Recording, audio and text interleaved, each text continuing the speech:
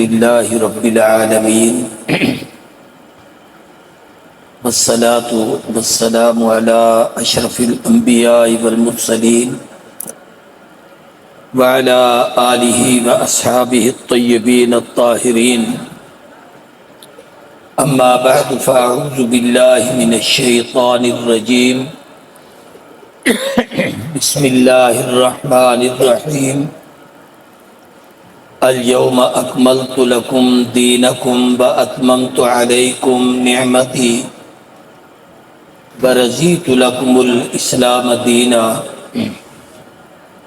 قال النبي صلى الله عليه وسلم أنا آخر الأنبياء وأنتم آخر الأمم ومسجدي آخر مساجد الأنبياء وقال رسول الله صلى الله عليه وسلم أيها الناس إن ربكم واحد وأباكم واحد ودينكم واحد وقبلتكم واحد ونبيكم واحد أنا خاتم النبيين لا نبي بعدي ولا رسول بعدي صدق اللہ العظیم وصدق رسولہ النبی الکریم۔ سب دوست محبت کے ساتھ درود پاک پڑھیں۔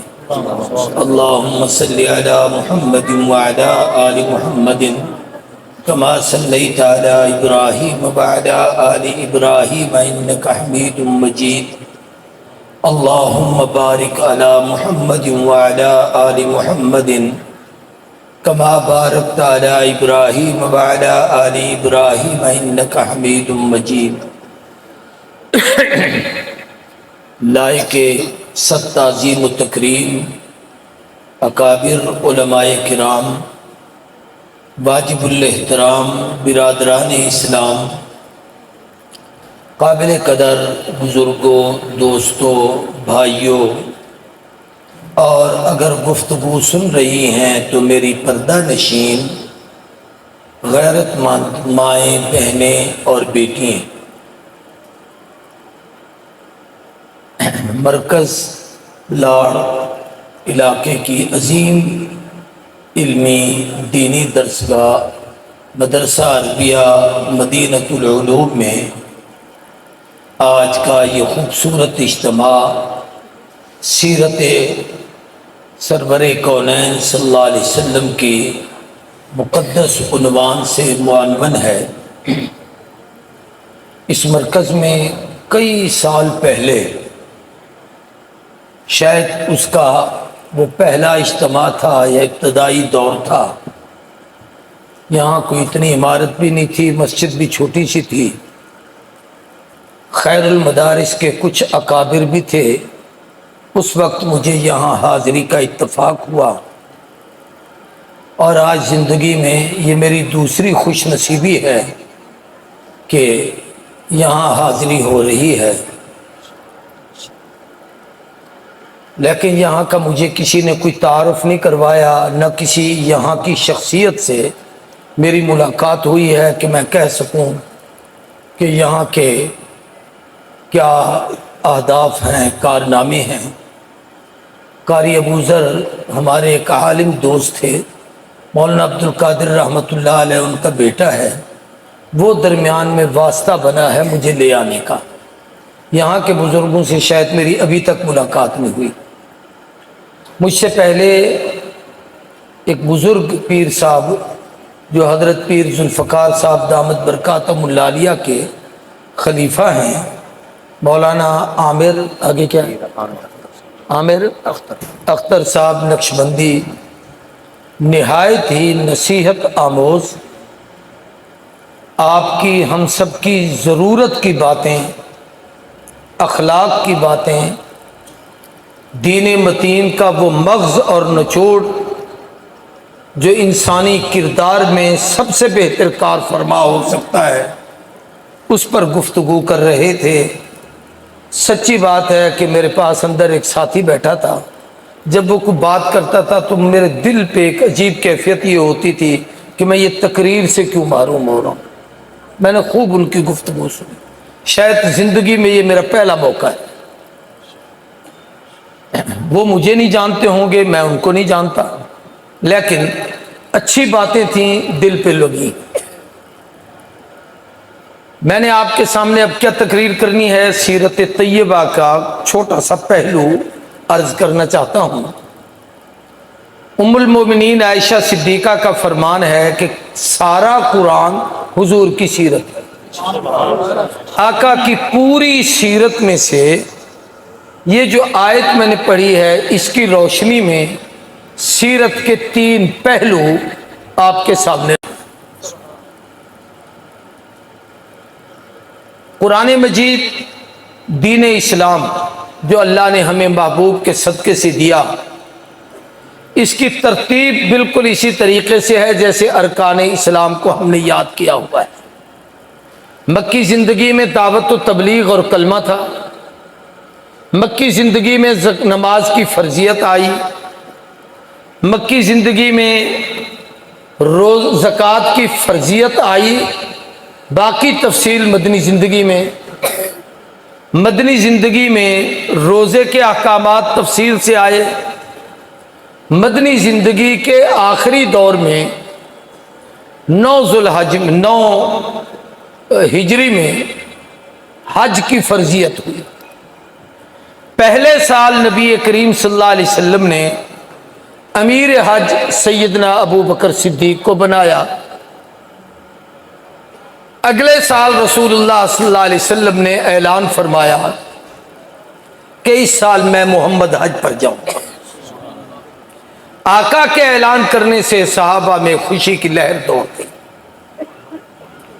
یہ ارکان اسلام جو 4 ہیں، نماز، زکوٰۃ، روزہ، حج، ان میں سے 2 رکن اجتماعی ہیں، 2 رکن انفرادی ہیں.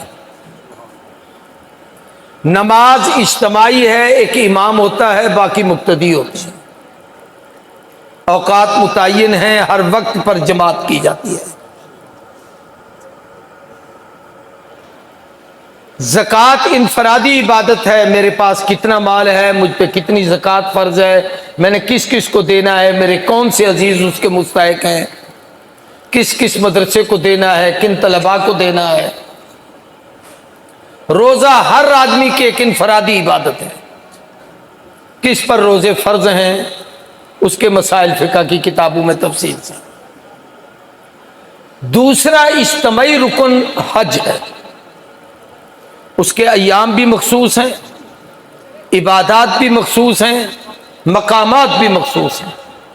خاص دنوں میں خاص جگہ پر خاص عبادت کو ادا کرنے کا نام حج ہے. یہ علماء بیٹھے ہیں سارے، مدارس میں پڑھنے پڑھانے والے، چہروں سے بھی بزرگ اور تبلیغی احباب لگ رہے ہیں، تو ان کے سامنے شاید میں اتنی جرأت سے نہ بات کر سکوں. اللہ نے ان کو ایک مقام دیا ہوا ہے. حضور نے اپنی زندگی میں اجتماعی کاموں کا امیر آپ نے پوری جماعت صحابہ میں جب حج کا امیر بنایا تو تب بھی ابو بکر کو، اور جب نماز کا امیر بنایا تو تب بھی ابو بکر.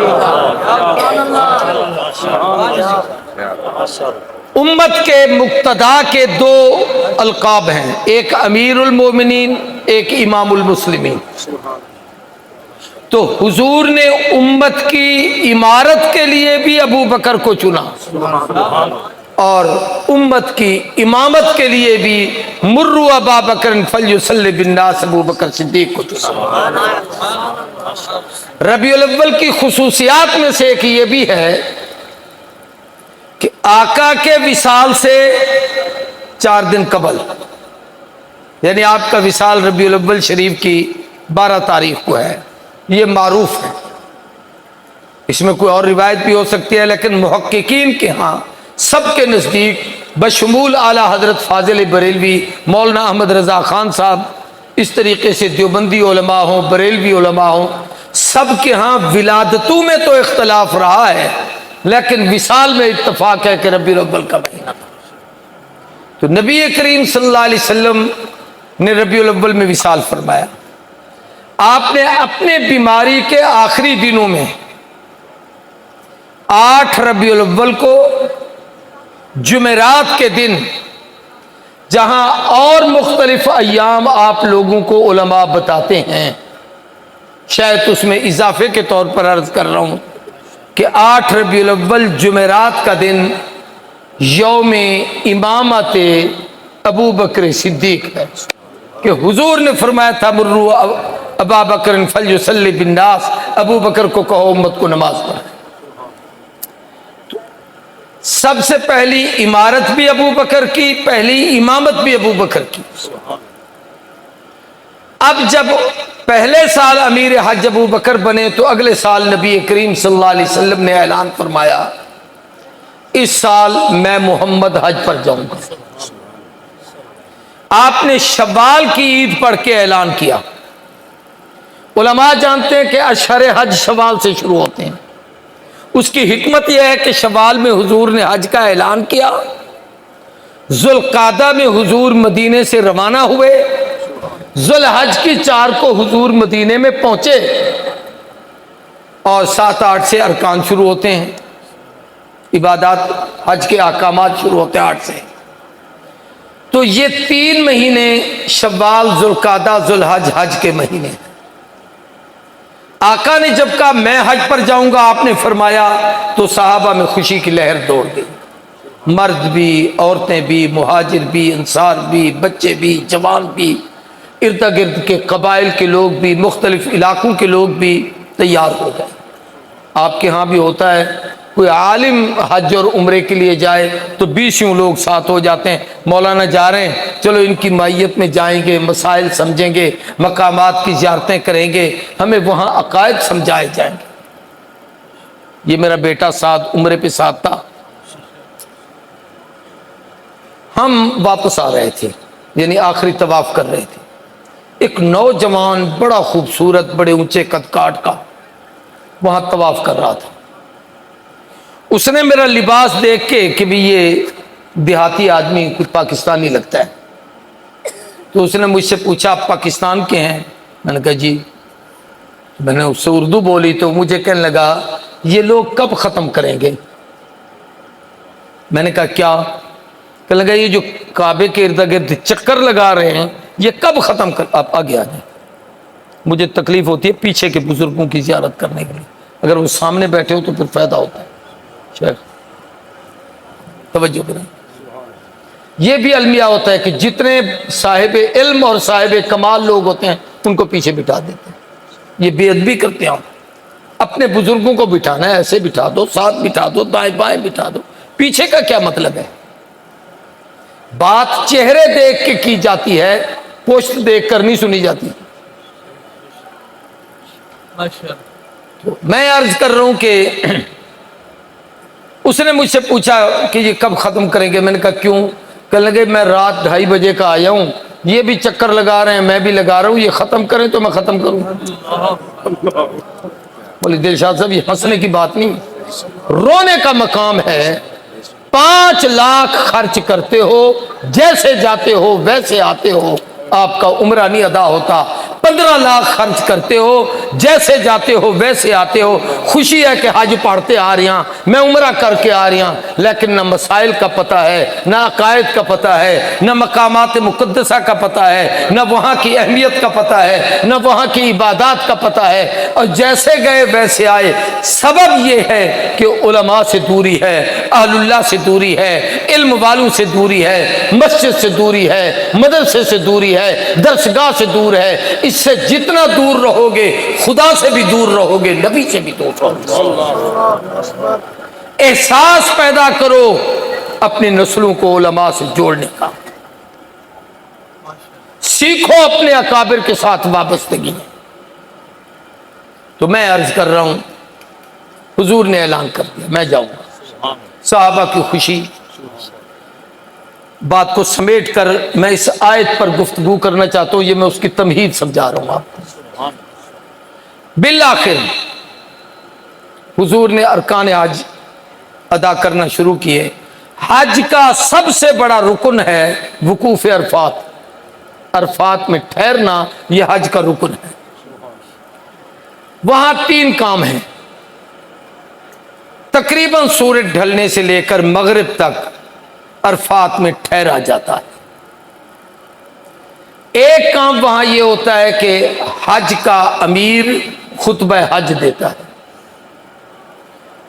اسلامی تاریخ کا پہلا خطبہ حج ابو بکر صدیق نے دیا ہے، کیونکہ پہلے امیر وہی تھے۔ دوسرے سال خطبہ حج حضور نے دیا ہے، پھر ابو بکر صدیق نے دیے ہیں خطبے اپنی زندگی میں، پھر جناب سیدنا عمر بن خطاب 10 سال حکمران رہے تو حضرت عمر خطبہ دیتے رہے، پھر حضرت عثمان خطبہ دیتے رہے، پھر سیدنا علی کرم اللہ وجہ خطبہ دیتے رہے۔ اب آج کل چونکہ ہمارے دینی حکمران علم نبوت سے ناآشنا ہیں تو وہ کسی مفتی مولوی کو آگے کر دیتے ہیں، وہ خطبہ دیتا ہے۔ دوسرا کام وہاں یہ ہوتا ہے کہ ظہر عصر کی نمازیں اکٹھی پڑھی جاتی ہیں۔ تیسرا کام یہ ہے کہ اس وقت سے لے کر سورج غروب ہونے تک وہاں ٹھہرا جاتا ہے۔ مغرب وہاں نہیں پڑھی جاتی، وہ آگے مزدلفہ میں جا کے ادا کرتے ہیں۔ اس دوران ہر آدمی جو حج پر وہاں ہوتا ہے کعبے کی طرف منہ کر کے، کھڑے ہو کے، بیٹھ کر، انفرادی طور پر، اجتماعی طور پر، رو کے، گڑ گڑا کے، رونے کی سی کیفیت بنا کے اپنے لیے دعا کرتا ہے، والدین کے لیے دعا کرتا ہے، بہن بھائیوں کے لیے دعا کرتا ہے، رشتہ داروں کے لیے دعا کرتا ہے، دین کی دعا کرتا ہے، ملک و ملت کے لیے دعائیں کرتا ہے، مذہب کے لیے دعائیں کرتا ہے، جناب والا اپنے زندوں کے لیے دعائیں کرتا ہے، فوت شدگان کے لیے دعائیں کرتا ہے۔ یہ قبولیت دعا کا مرکز ہے عرفات، اور یہی وہ جگہ ہے جہاں آدم کی توبہ قبول ہوئی تھی، یہی وہ جگہ ہے جہاں حضور نے خطبہ دیا ہے، یہی وہ جگہ ہے جہاں پر قیامت کے دن میدان محشر لگے گا، اور اسی جگہ پر حساب کتاب کی جگہ بنے گی۔ تو آقا نے خطبہ دیا۔ حضور کا وہ خطبہ کتابوں میں درج ہے، 15 منٹ سے لمبا نہیں ہے۔ جو علماء بیٹھے ہیں ان سے پوچھ لو، ساری کتابوں میں ہے۔ ہمارے سید نفیس شاہ صاحب نے بڑے خطاط تھے تو قلمی طور پر شاہ صاحب نے اس کو عربی بھی لکھی، اس کا ترجمہ بھی لکھا ہے۔ حضور کی ختم نبوت کے صفات میں سے ایک صفت ہے، فضلت علی الانبیاء بست اوتیت جوامع الکلم، مجھے سارے نبیوں پر 6 چیزوں میں فضیلت ہے۔ ان میں پہلی چیز یہ ہے کہ اللہ نے مجھے جامع کلمات عطا کی۔ الفاظ حضور مختصر بولتے تھے، مفہوم اتنا وسیع ہوتا، عمریں بیت جائیں، کتابیں لکھ دی جائیں، تشریحات کرتے رہ جائیں، لیکن پیغمبر کی اس گفتگو کے خلاصے کو کوئی نہیں پہنچ سکتا تھا۔ تو محبوب نے وہاں خطبہ دیا۔ اب اس 15 منٹ کے خطبے میں تھا کیا؟ آپ نے عقائد بیان کیے، عبادات بیان کی، اعمال بیان کیے، اخلاق بیان کیے، معاملات بیان کیے، معاشرت بیان کی، معیشت بیان کی، سیاست بیان کی، اقتصادیات بیان کیے، حالات بیان کیے، آپ نے حقوق بیان کیے، فرائض بیان کیے، اوامر بیان کیے، منہیات بیان کیے۔ قیامت تک آنے والے آخری انسان کی کوئی ایسی ضرورت جو دین و دنیا کے لحاظ سے اس کو ضرورت پڑے، ایسی بات باقی نہیں بچی جو حضور نے اس خطبے میں بیان نہ کر دی۔ اتنا جامع خطبہ تھا۔ کبھی آپ پڑھیں، اللہ آپ کو توفیق دے اور ان علماء کی جوتیوں میں آئیں اور بیٹھیں، اور میں ان سے درخواست کرتا ہوں، ہم دنیا کی ساری تقریریں کرتے ہیں، کبھی حضور کی وہی حجۃ الوداع کی تقریر ان کو سناؤ کہ محبوب نے اس میں عقائد کیا بیان کیے تھے، اعمال کیا بیان کیے تھے، حقوق کیا بیان کیے تھے، فرائض کیا بیان کیے تھے، اخلاقیات کیا بیان کیے تھے، معاشرت کیا بیان کی تھی، تجارت کے طریقے کیا بیان کیے تھے۔ ایک ایک چیز اس خطبے کو آپ بیان کرنا چاہیں تو سال کے 52 تقریریں آپ کر سکتے ہیں، اتنی تفصیل ہے حضور نے بیان کیا۔ نمازیں ادا ہوئیں۔ اب عصر مغرب تک دعاؤں کا وقت تھا، حضور بھی دعا کر رہے ہیں، صحابہ بھی رو رو کے گڑ گڑا کے دعائیں مانگ رہے ہیں، کھڑے ہو کے دعائیں مانگ رہے ہیں، ہاتھ اٹھا کے دعائیں مانگ رہے ہیں، آنسو بہا کے دعا مانگ رہے ہیں، سب کے لیے دعائیں ہو رہی ہیں۔ اس دوران حضور پر سب کو صلی اللہ، اونچی بات سے اونچی بات سے، آپ پر آثار وحی ظاہر۔ آثار وحی کیا تھے کہ آپ پر جب وحی آتی تھی تو جسم پہ کپ کپی طاری ہوتا، وحی آتی تھی تو پسینہ آنا شروع ہو جاتا تھا، وحی آتی تو آپ جس سواری پہ ہوتے وہ اتنا بوجھ وحی کا ہوتا کہ وہ سواری نہ برداشت کر سکتی، پاؤں پھیلا دیتی، زمین پہ بیٹھ جاتی۔ حضور نے آثار وحی شروع ہو، آقا کچھ دیر کے بعد وحی کی کیفیت ختم ہوئی، آپ نے اپنے ہاتھوں سے پسینہ پونجا، صاف کیا اور صحابہ کی طرف متوجہ ہوئے۔ صحابہ بھی دیکھ رہے تھے کہ کوئی حکم رب کی طرف سے آیا ہے۔ اب جو اس میں احکامات تھے وہ سارے تو میں نہیں بیان کر سکتا کیونکہ وہ لمبی تفسیر ہے اس کی۔ اس آیت میں 3 خوشخبریاں اس امت کو دی گئیں، وہ تمہیں بتانا چاہتا ہوں، کیونکہ تقریر میں تبشیر زیادہ ہونی چاہیے، انذار کم ہونا چاہیے۔ وہ 3 نعمتیں آپ کو بتانی ہیں جو حضور پر اس وقت اتری۔ اللہ نے فرمایا محبوب اپنے یاروں کو کہو الیوم اکملت لکم دینکم، آج کے دن، یہ دن جمعہ کا تھا، ذو الحج کی 9 تاریخ تھی، عرفات کا میدان تھا، الیوم اس دن کی بات۔ دن کون سا تھا؟ سارے بولو، میدان کون سا تھا؟ تاریخ کیا تھی؟ یہ کیوں یاد کروائی ہے کہ یہ 9 ذو الحج تھی، 18 نہیں۔ اچھا، جمعہ تھا، ہفتہ اتوار نہیں، عرفات تھا، غدیر خم نہیں۔ عرفات میں خطاب فرمایا الیوم، آج کے دن، اکملت لکم دینکم، وہی نبی پر اتر رہی ہے، باتیں امت سے ہو رہی ہیں کہ محبوب ان یاروں کو کہو ہم نے تم پر تمہارا دین مکمل کر دیا ہے۔ کہہ دو تم پر تمہارا دین، اونچی بات سے، تم پر تمہارا دین۔ چلو پڑھے لکھے دوست ہو، سارے علمی ماحول میں بیٹھے ہو، ایک دینی درسگاہ میں ہم آپ ایک مرکز ہدایت میں بیٹھے ہیں، دین کس کا ہے؟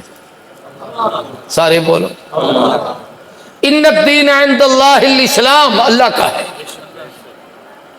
ہے اللہ کا، اور اللہ کہتا ہے تمہارا دین۔ جب وہاں تھا تو اس کا تھا، لیکن وہاں سے جب آقا کے قلب اطہر پر آیا ہے، اب نسبت نبی کی مل گئی ہے، اب یہ دین نبی کا ہے، اس لیے تو اللہ نے چیلنج کر کے کہا کافروں کو کہو لکم دینکم ولی دین، تمہارے پاس تمہارا دین، میرے پاس میرا دین۔ وہاں رب کا تھا، یہاں نبی کا ہو گیا، نبی کے سینے میں آ کر رب نے پورا دین نبی کو دیا، نبی نے پورا دین امت کو دیا، تو رب نے بھی پورا یقین کر کے محمد کی جماعت پر اعتماد کر کے کہا اکملت لکم دینکم، تم پر ہم نے تمہارا دین پورا کر دیا ہے، تاکہ کل کو کوئی چوڑا یہ نہ کہے کہ کچھ لکھنا تھا قلم دوات نہیں ملی، کچھ رہ گیا تھا فلاں بات تھی۔ فرمایا اکملت لکم دینکم، محبوب میں نے وہاں پورا کیا، تیرے سینے میں آیا، تم نے امت کو پورا منتقل کیا، میں بھی ان پر اعتماد کرتا ہوں، تو بھی ان پہ اعتماد کر۔ امت کو قیامت تک دین لینا ہے تو محمد کے صحابہ کے قدموں میں آنا پڑے گا۔ نعرے تکبیر، نعرے رسالت، شان محمد مصطفیٰ، پیر طریقت رہبر شریعت حضرت مولانا عبدالکریم ندیم صاحب۔ پیر بمانا بوڑھا ہے یار، اچھا سڑا وہ یار ہے، اس مسجد کا امام ہے کیا عمر، کیا نام ہے اس کا؟ عمر فاروق۔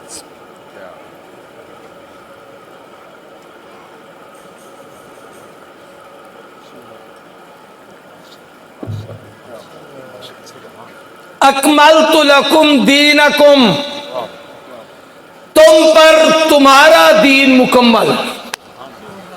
इससे पता चलता है ये दीन सहाबा का है, उनको तो पूरा मिला है, उन्होंने तो पूरा दिया है। जिनने सहाबा को नहीं माना उन्होंने के पास दीन पूरा नहीं, या कहीं कमी कर दी है या कहीं इजाफा कर दिया है। पूरा दीन लेना है तो मोहम्मद के सहाबा के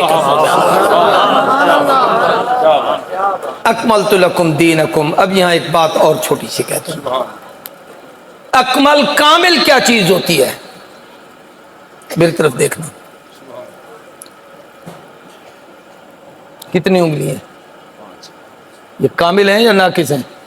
पूरी है ना? हकीम साहब आलिम भी है, खतीब भी है, पूरी उंगली है। इस कमाल के बाद इसमें इजाफा भी ऐब है, इसमें कमी भी ऐब है। मिसाल के तौर पर एक आदमी से आपने कोई ताल्लुक जोड़ना है, बेबुजर्ग कैसा आदमी है तो आपने कहा जी बड़ा अच्छा है, बड़ा खूबसूरत है, बड़े कद काट का मालिक है, बड़ा फला है, समझाने के लिए कह रहा हूँ, ये है नहीं, लेकिन उसके एक हाथ की उंगलियां 6 हैं। तो आदमी कहे यार बाकी सारी खूबी ठीक है पर ये छांगला नहीं होना चाहिए, ये इजाफत अच्छी नहीं है, भाई ये क्यों जायद है? तो चीज बढ़े कमाल में तो तब भी ऐब है, और अगर किसी की 4 उंगली हो तो तब भी ऐब है। अकमलतु लकुम दीनकुम, दीन कामिल कर दिया है, हमारा कलमा कामिल है, कमी भी कुफ्र है, इजाफा भी कुफ्र है, अजान कामिल है, कमी भी हराम है, इजाफा भी हराम है, दरूद कामिल है, कमी भी हराम है, इजाफा भी हराम है। थोड़े खतीब ही 3 घंटे तो खुतबे पढ़ते वदे उन्होंने पता नहीं कहाँ लिखा हुआ है, दरूद बनाई पढ़ता किसी, मैं दरूद पढ़ता। दरूद भी वो जो अल्लाह के नबी से उम्मत में मुंतकिल हुए, हमारे मशाइख की कब्रों पे खुदा करोड़ों रहमतें नाज़िल करे, उन्होंने उन सबको जमा किया है। सलात के सीगे, सलाम के सीगे, तायत के सीगे जितने हैं सब के सब मुहद्दिसीन ने इकट्ठे करके उम्मत को दिए हैं। वही दरूद पढ़ा करो जो रिसालत माब की ज़बान फैसल पर जमात से निकला है। अकमलतु लकुम दीनकुम, दीन कामिल। पहली उम्मतों के पास कामिल नहीं था, देखें भाई सबके पास कामिल था, लेकिन अल्लाह जिस नबी को देते थे इतना देते थे जो उसकी उम्मत के लिए काफी हो। हुजूर को वो दिया जो क़यामत तक की इंसानियत के लिए। मसलन कोई नबी किसी शहर में आया है, इराक में आया है, तो जितनी वहां जरूरत थी उनको उतना दीन दिया। आपको समझाने के लिए कहता हूं कि मुल्तान में आया, उतना दीन दिया जितने वहां लोग रहते थे। आका की रिसालत खत्म नबूवत के सदके से शर्क व गर्ब, शमाल व जुनूब, अर्शे बरी से ताहत सरा पूरी कायनात है, इसलिए दीन वो दिया जो क़यामत की आखिरी आने वाले आदमी की जरूरत को भी पूरा करता है। उसकी एक मिसाल देता हूं। हुजूर से पहले जितने नबी आए नमाजें सबको मिली, लेकिन किसी को भी 2 नमाजों से ज्यादा नहीं मिली और 2 रकातों से ज्यादा नहीं मिली। यानी मिसाल के तौर पर आदम को मिली फजर जोहर, नूह को मिली फजर असर, किसी को मिली फजर मगरिब, किसी को मिली फजर इशा, लेकिन सबको 2-2 रकातें मिली, 2-2 नमाजें मिली। हमारा दीन कामिल है, हमें कितनी मिली? सोच के 50। सारे बोलो। अब भी 50 हैं। वो तो महबूब का सदका था कि हुजूर आए गए। वो एक मेराज नहीं था, पहले पे लाए 9 चक्कर लगा के 45 माफ कराई, एक ही रात में वो 10 मेराज हुए। हाँ تو 10 چکروں میں یہ 5 بچی. فرمایا محبوب تیری لاج رکھتے ہوئے ہیں تو ان کے حصے میں 50، 5 پڑھے 50 کا اجر لیں. لیکن وہ 50 اب بھی ہیں، میں نے تو گن کے رکھی ہوئی ہیں، آپ کو بتاتا نہیں ہوں.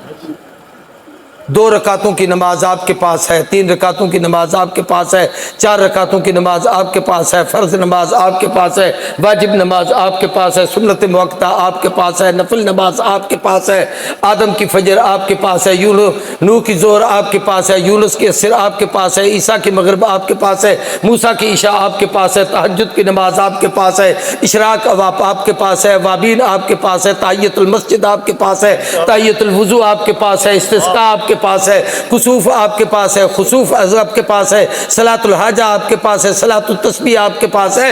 الیوم اکملت لکم، وہ 50 نمازیں اکٹھی کر کے محمد کی امت کو تحفہ دے. نعرہ تکبیر، نعرہ رسالت، شان محمد مصطفیٰ، شان صحابہ، سیرت مصطفیٰ. خدا نے دین کامل کر دیا ہے اے امی ان پر، محمد پرچم ختم نبوت لے کے آئی. اکملت لکم دینکم، تمہارا دین مکمل. اگلی بات، ایک نعمت تو آپ کو یہ ملی کہ دین کامل ملا ہے. جس کے پاس کامل نہ ہو وہ یہودیوں کے پاس جائے، کامل نہ ہو وہ عیسائیوں کے پاس جائے، کامل نہ ہو وہ ہندوؤں کے پاس جائے، کامل نہ ہو وہ سکھوں اور مجوسوں کا کہ نقش قدم پہ چلے ان کے پاس جائے. وہ یہ کہے کہ ہماری معیشت سوشلزم کی ہے، ہماری اسلام تو مسلمانوں والا ہے، باقی ہم جمہوریت سے لیں گے، ہم کمیونزم سے لیں گے، سوشلزم سے لیں گے، کسی اور ازم سے لیں گے. یہ وہ تو جائے جس کے پاس دین کامل نہیں. جس کے پاس دین کامل ہے وہ مسلمان اسلام پہ رہے، اسے غیر مسلموں کے پاس جانے کی ضرورت نہیں ہے. دوسری نعمت،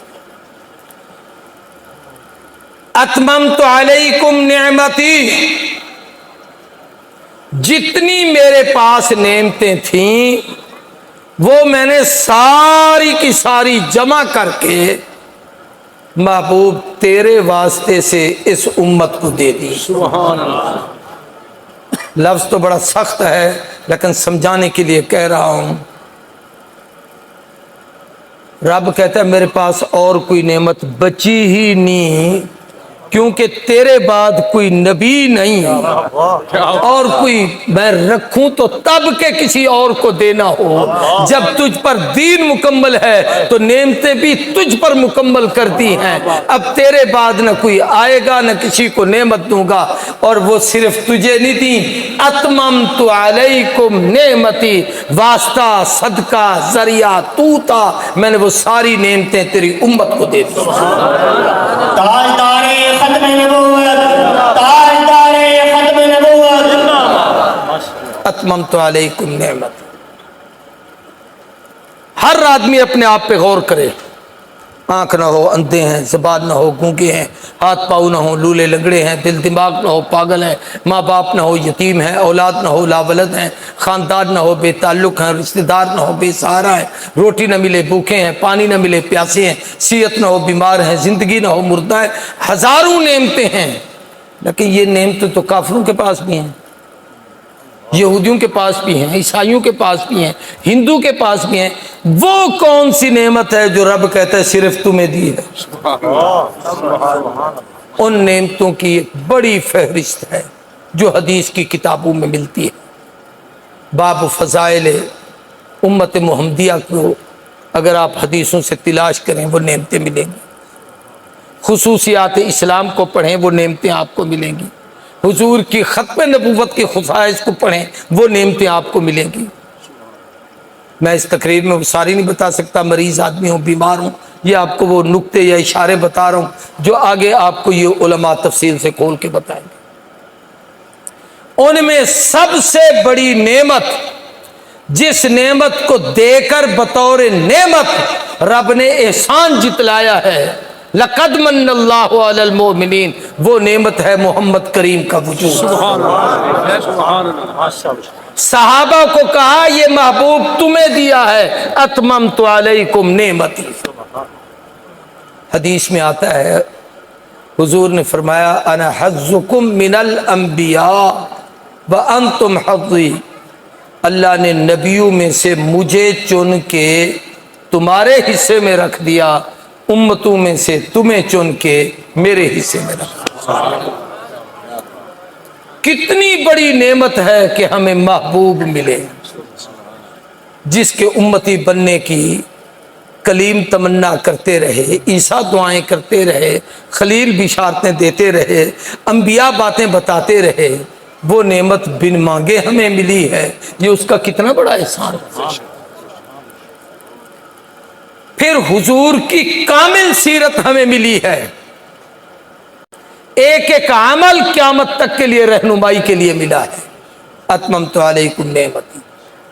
دوسری نعمت اللہ کا قرآن ہے۔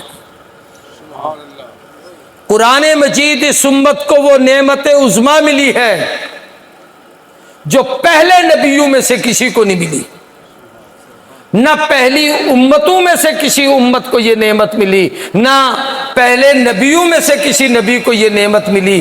آقا بھی پہلے نبیوں میں سے کسی کے حصے میں نہیں، پہلے نبیوں امتوں میں سے کسی کے حصے میں نہیں، قرآن بھی نہ پہلے نبیوں میں سے کسی کو ملے نہ امتوں میں سے کسی کو ملے۔ قرآن حضور کی ختم نبوت کا قیامت تک باقی اور زندہ معجزہ ہے، اور اس امت کے یہ 8 اور 10 سال کے بچے جو سامنے بیٹھے ہیں، جو آپ کی اس مدینۃ العلوم کی درسگاہ میں ہیں، یہاں جو قرآن سنت کو بچے اور بچیاں پڑھتی ہیں، ہر بچے کا وجود حضور کی ختم نبوت کا معجزہ ہے، سبحان اللہ، کہ ان کے سینے میں خدا نے قرآن محفوظ کر دیا۔ پھر الفاظ بھی معجزہ ہیں، اس کے معانی بھی معجزہ ہیں۔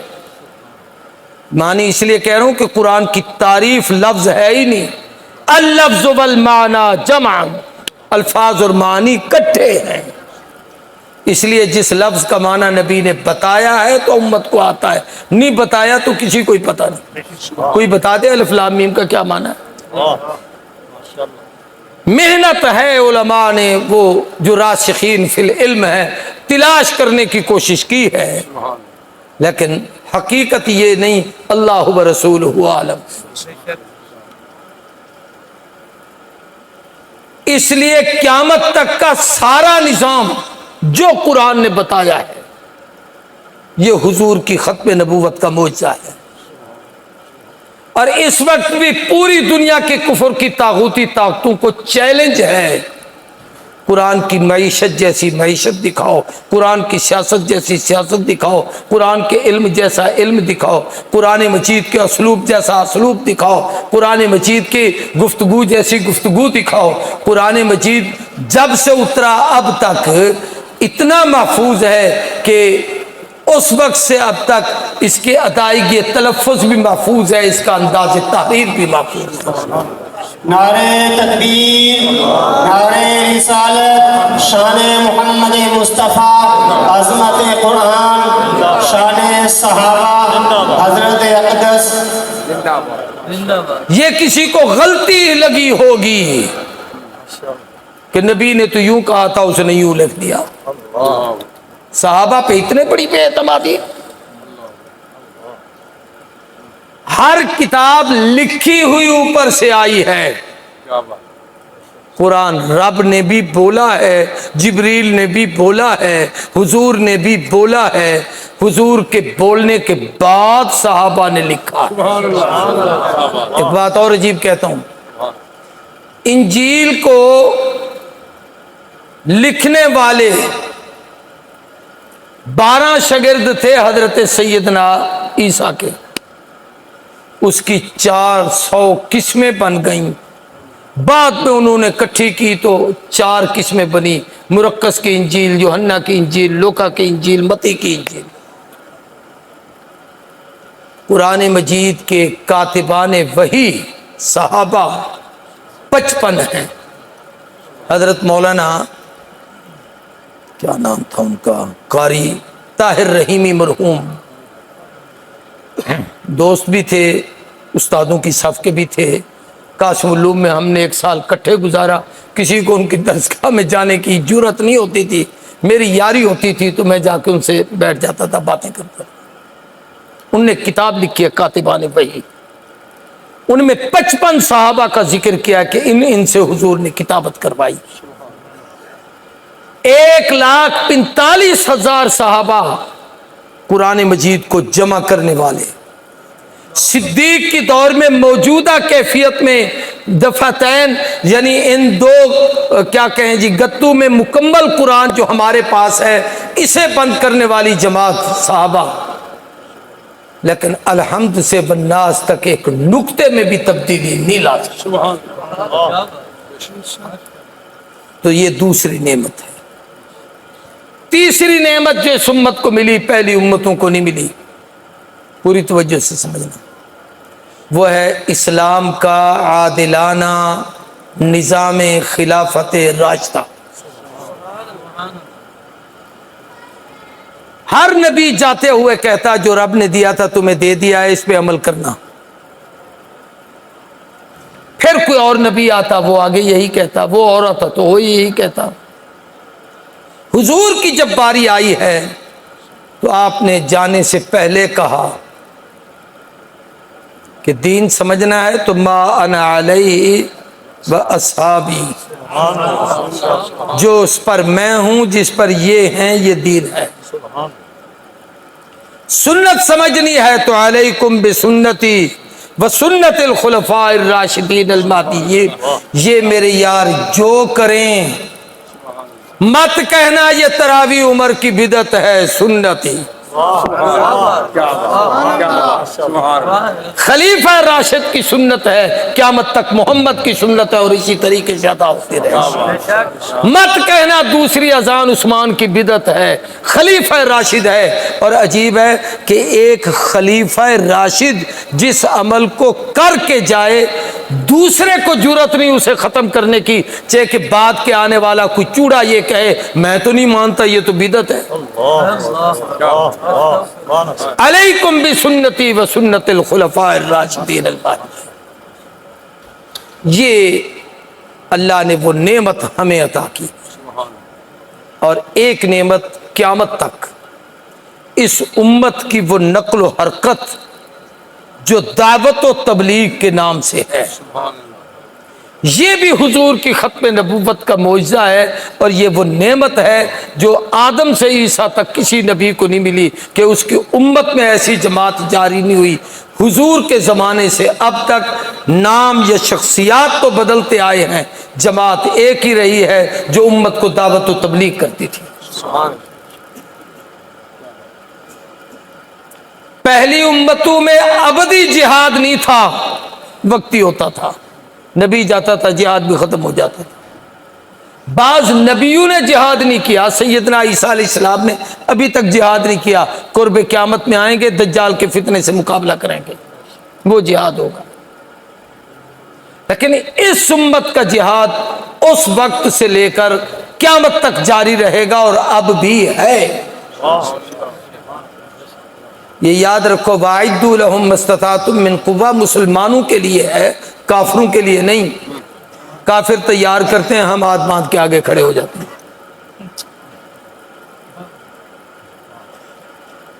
اتممت علیکم نعمتی، اور آخری نعمت اللہ نے یہ دی کہ رضیت لکم الاسلام دینا، میرے نزدیک تو تمہارے لیے پسندیدہ دین، دین کہتے ہیں جس پہ پوری زندگی گزاری جائے۔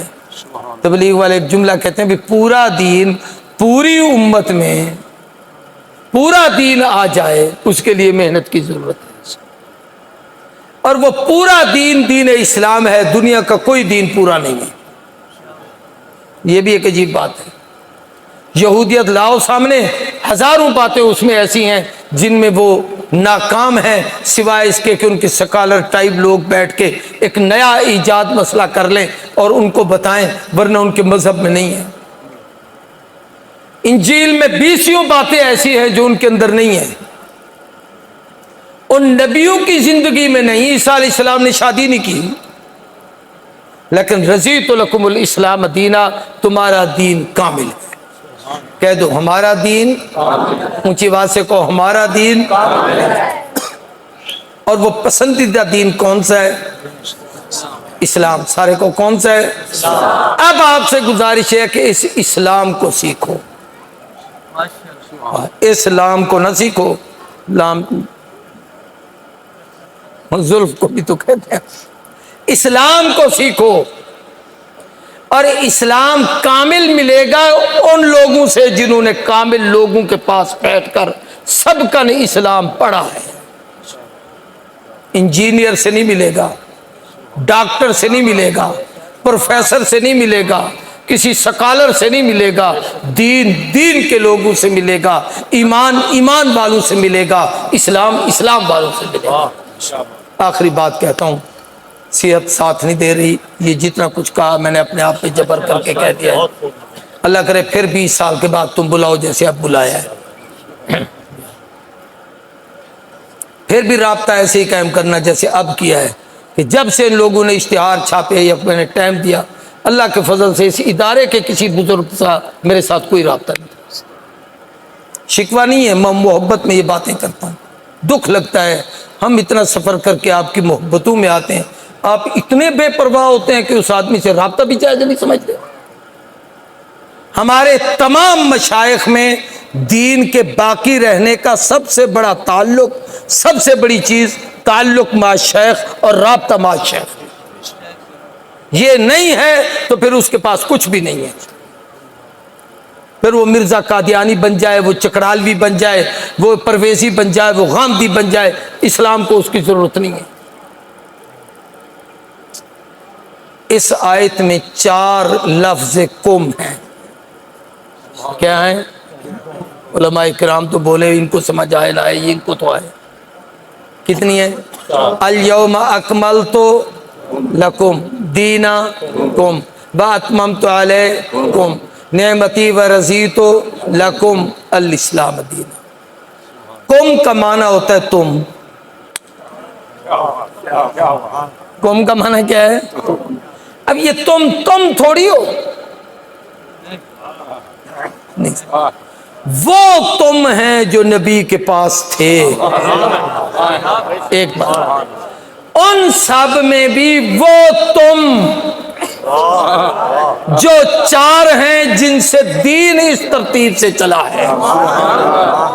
اکملت لکم دینکم، پہلا کم صدیق ہے، دوسرا فاروق ہے، تیسرا عثمان ہے، چوتھا علی ہے۔ اگر تفصیل سمجھنی ہے تو اکملت لکم دینکم، دین کے کمال کو جمع کر کے صدیق و عمر نے پورا دیا ہے، کلمہ پورا ملا ہے، اذان پوری ملی ہے، زکوٰۃ پوری ملی ہے، قرآن مکمل کر کے ابو بکر و عمر نے دیا ہے، اسلام کا نظام مکمل کر کے عمر نے پورا دیا ہے۔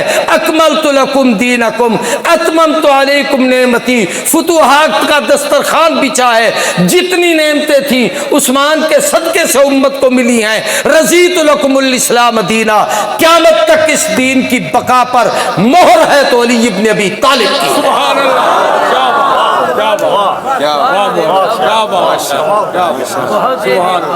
بس بھائی اب دعا کرتے ہیں، اللہ خوش رکھے، اللہ اس مدرسے کو دن دگنی رات چگنی ترقی عطا کرے اللہ۔ اچھا چلو، یہ ایک خط ہے، حضرت علی پر بات ختم ہوئی ہے تو چلو یہ بھی سن لو۔ کافی ہو گیا میرے خیال ہے، مریض آدمی ہوں، میرے خیال ہے پونا گھنٹہ تو ہو ہی گیا نا، تیری تقریر دیکھ گئے۔ یہ خط ہے، حضور اکرم صلی اللہ علیہ وسلم کے پاس ایک صحابی آئے، ان کے گھر جنات کی شکایت تھی، حضور نے سیدنا علی کو بلوا کر لکھوایا، خود کیوں نہیں لکھا؟ تو کسی نے کہا جی وہ امی تھے۔ بے امی کا کیا معنی ہے؟ اور مفتی بول پہ کہتے ہیں ان پڑھ۔ یہی تو آقا کی شان میں سب سے بڑا بے ادبی کا لفظ ہے۔ یہ معنی نہیں، آج میں آپ کو معنی یاد کرواتا ہوں۔ امی اس کو کہتے ہیں جو اپنے ہاتھ سے لکھے نہ किसी का लिखा पढ़े ना। ये हुजूर की नबुव्वत की खुसूसियत है। क्या बात है। इसलिए कुरान में आदम से ईसा तक किसी नबी को उम्मी नहीं कहा गया, सिर्फ अन-नबीयुल उम्मी हुजूर के लिए है।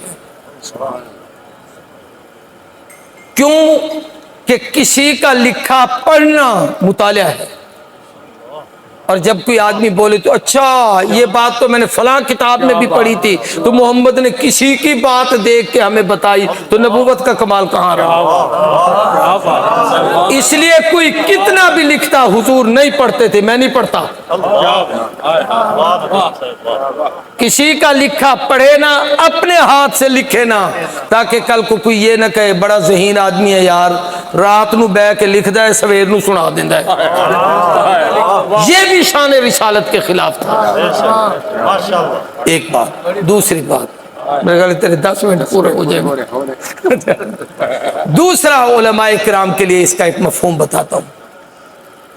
उलमा ने लिखा है कि नबी उम्मी उम्मुल कुरा से है। उम्मुल कुरा मक्के की सिफत है, नाम है। लितुनज़िरा उम्मुल कुरा। आदम से महबूब तक सिवाय मोहम्मद के कोई नबी मक्की नहीं। मक्के की विलादत सिर्फ हुजूर की है और किसी की नहीं। आदम मक्के आए हैं, पैदा वहां नहीं हुए। नूह आए हैं, किश्ती उनकी चक्कर लगाती रही है, पैदा वहां नहीं हुए। इब्राहिम आए हैं, पैदा वहां नहीं हुए। इस्माइल यहाँ आए, पाँव से जमजम निकला, लेकिन यहाँ पर पैदा नहीं हुए। नबी उम्मी मक्के वाला नबी मोहम्मद है। इसलिए कुरान में अन-नबीयुल उम्मी हुजूर की सिफत है कि ये मक्की नबी है। फिर एक और नुक्ता आ गया है, चलो वो भी सुन लो। अब्बा मक्के के हैं, अम्मा मदीने की है। हमारी मोहब्बत के मरकज या मक्का है या मदीना है। अहल सुन्नत के यहाँ अकीदा ये है कि बाप का एहतराम तो बहुत बड़ा है, लेकिन खिदमत और कदर और दिली तौर पर कुर्बत बच्चे को माँ की ज़्यादा मिलती है। इसलिए हुजूर ने माँ की फजीलत को बयान किया। सिली उम्मिक सिली उम्मिक सिली उम्मिक सुम्मा भी, माँ से जोड़ो, माँ से जोड़ो, माँ से जोड़ो, फिर बाप। ये क्यों? पर मैं इसलिए हुजूर ने भी 53 साल गुजारे मक्के में कि अब्बे का हक अदा हो, आज तक है मदीने में कि अम्मा का हक अदा।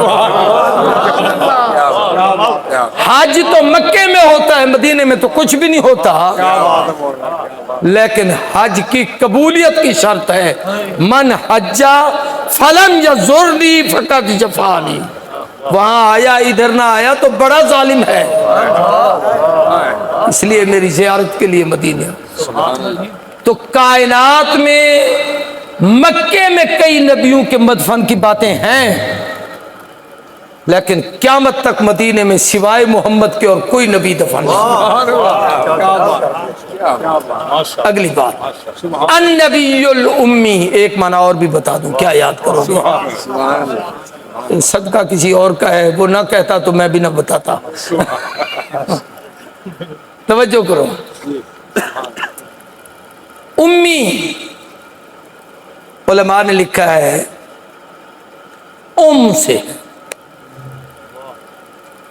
बुनियाद और जड़ को कहते हैं, या निस्बत की है बुनियादी नबी जिसकी नबुव्वत पर 1,24,000 नबियों की नबुव्वत का इन्हिसार है कि आका ने आना ना होता तो किसी को भी नबुव्वत नहीं। एक और माना, चलो और भी सुन लो, क्या याद करो। उम्मी ये मुखफ़फ़ लफ्ज़ है 3 चीज़ों का, अलिफ मीम या। अलिफ आदम की है, मीम मसीह की है, या निस्बत सी की है। आदम से ईसा तक तमाम नबियों के कमालात वाला नबी, जिसमें आदम की इनाबत भी हो, नूह की वलवल तबलीग भी हो, इब्राहिम का जोश तौहीद भी हो, इसहाक की रजा जोई भी हो, यूसुफ भी हो, लूत की हिकमत भी हो, दानियाल की मोहब्बत भी हो, जकरिया का वक़ार भी हो, याहया की पाकदाबनी भी हो, मूसा के कमालात भी हो, ईसा के मोइज़ात भी हो, सबको जमा करके अल्लाह ने अकेला जिसके सीने में समाया वो नबीयुल उम्मी मोहम्मद करीम है। इसलिए किसी ने कहा उम्मियो दकीक दान आलम बेसायाए साहिबान आलम, हैं तो उम्मी लेकिन कायनात के उलूम मारिफ इसके सीने से निकलते हैं। तो बेसाया, आए नहीं थे तो अब्बा आए ने से पहले अब्बा जुदा, 6 साल के अम्मी जुदा, 8 साल का दादा जुदा, साए सारे साए साए उठ गए, लेकिन साहिबान आलम मोहम्मद का वजूद पूरी क़यामत तक की इंसानियत में साया।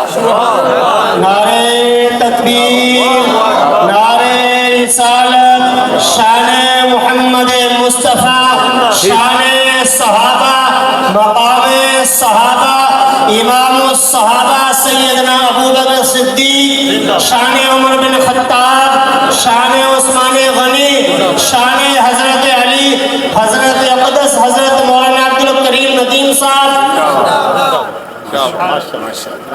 अन्नबीयुल उम्मी, तो हुजूर ने हजरत अली से खत लिखवाया। बात आपको पता नहीं भूल न गई हो, ये खत। अब बताए नबी लिखे अली तो उसकी तासीर का अंदाजा करो कैसी होगी। अल्लाह ने इसमें तासीर ये पैदा की है कि जिस घर में ये खत हो, जिन जादू के असरात से वो घर महफूज होता है। किसी मरीज को तकलीफ है, रात को नींद नहीं आती, डरावने ख्वाब आते हैं, परेशानी होती है, इसको तकिए के नीचे रखें, सुकून की नींद आएगी। हजरत सैयद नफीस शाह साहब की इजाज़त से हमने इसे शाये किया था। हज़ारों की तादाद में अंदरून मुल्क नहीं बाहर की दुनिया में भी इसको तकसीम कर चुके हैं। सामने गाड़ी में चंद खतूत हैं, कोई दोस्त लेना चाहे तो वहाँ से ले लेना। ये मेरी एक काविश है, मेहनत है सीरत पर। इसमें हुजूर की सीरत का ये कैलेंडर है। आपका शिजरा वालिद और वालदा की तरफ से हजरत आदम तक सारा, फिर नीचे आल औलाद में पीराने पीर तक 12 आइम्मा अहले बैत, कौन कौन किसकी औलाद है, कहाँ पर है, वो मैंने लिखे। फिर आपके अज़वाज, आपके अहले याल, आपके खातिमान, इसी कातिबान वही, दरबार रिसालत के सफ़ीर, 27 जंगों में शिरकत, 63 साल ज़िंदगी का खुलासा, आपका लिबास, आपके खतूत मकतूबात, आपके ज़माने के शुहदा साहबा, उन सब की ये सारी तफसील इस एक ही कैलेंडर में मैंने जमा की है। पढ़े लिखे दोस्त वहाँ से ले लेंगे, फिर इसको याद करते रहना। तो ये सारी मेरी तकरीरें हैं। अल्लाह हम सबको अमल की तौफीक अता। अल्हम्दुलिल्लाह रब्बिल आलमीन वस्सलातु वस्सलाम अल्लाहुम्मा अहसिना आक़िबतना फिल उमूरि कुल्लिहा वअजिरना मिन ख़िज़्यिद दुनिया। यार कोई और कहना तो नहीं है कुछ? तकरीर तो पूरी हो गई ना। ऐ अल्लाह हम सब की हाज़िरी को कबूल फरमा। इस मरकज़ को इतना खूबसूरत तूने बना दिया, ऐ अल्लाह इसमें और तरक्की फरमा दे। इसको शरीरों के शर से, हासदों के हसद से, बद नज़रों की बद नज़री से इसे महफूज फरमा। अमन का, इस्लाम का गहवारा बना। जितने असातिज़ा यहाँ काम कर रहे हैं उनकी मेहनतों को बराबर फरमा। जो इसके मुआविनीन हैं, मुंतज़िमीन हैं, मुतल्लिकीन हैं, मुतवस्सिलीन हैं, वारिदीन हैं, सबको अपनी रहमत के शाया निशान बेहतर जज़ा अता फरमा।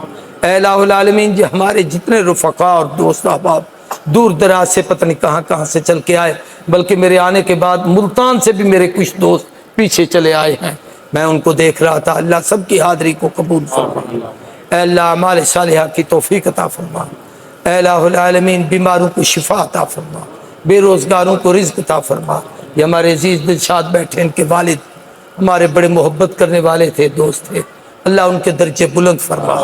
ऐ अल्लाह और भी कुर्ब व जवार में यहाँ कितने ताल्लुक़ वाले दुनिया से चले गए, सबकी कब्रों को नूर से भर दे, सबके दर्जात बुलंद फरमा दे। जो जिंदा हैं उनकी उम्रों में, सेहतों में बरकत अता फरमा। इस मरकज़ को जो चला रहे हैं, ऐ अल्लाह उनके काम में बरकतें नसीब फरमा। ऐ अल्लाह गैबी असबाब पैदा फरमा। सुब्हानकल्लाहुम्मा व बिहम्दिका नशहदु अल्ला इलाहा इल्लल्लाह नस्तगफिरुल्लाह नसअलुकल जन्नतल फिरदौस व नऊज़ु बिका मिनन नार। صلی اللہ تعالی علی خیر خلقہ محمد وعلی آلہ وصحبہ اجمعین.